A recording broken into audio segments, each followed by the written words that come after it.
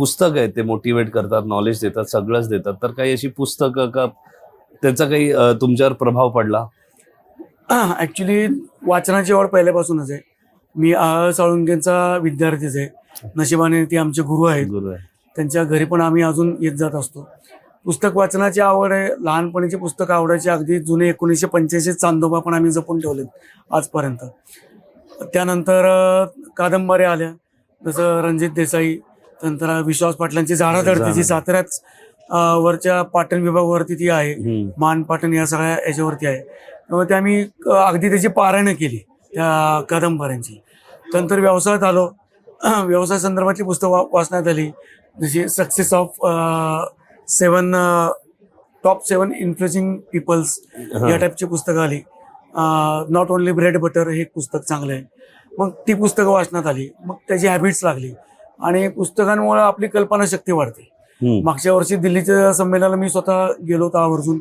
पुण्यातल्या संमेलनात होतो, ग्रंथ प्रदर्शन असतोच. साताऱ्यात पण दरवर्षी ग्रंथ प्रदर्शन होतं.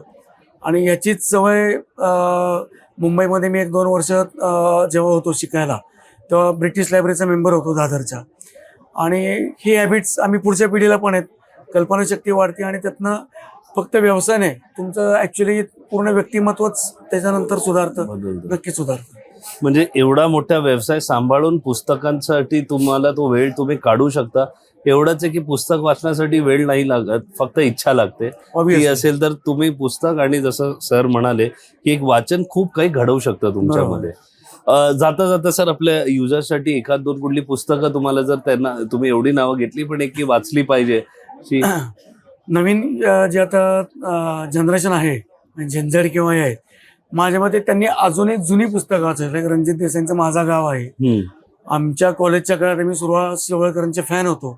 एकदा त्यांच्या कार्यक्रमाला आम्ही एसटीनं पकडून चालत जाऊन तो कार्यक्रम बघितला होता. सुहास शिरवळकरांची पुस्तकं अजूनही वाचनी आहेत, जसं वेशी पलीकडे किंवा दुनियादारी तर लोकांना माहितीच आहे.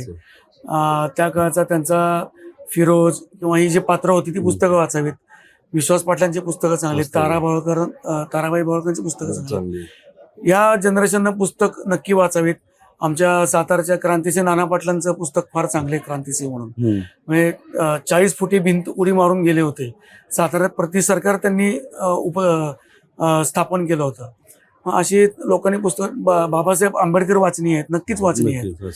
ही पुस्तकं या जनरेशनना वाचावीत, प्रत्येकानं वाचावीत.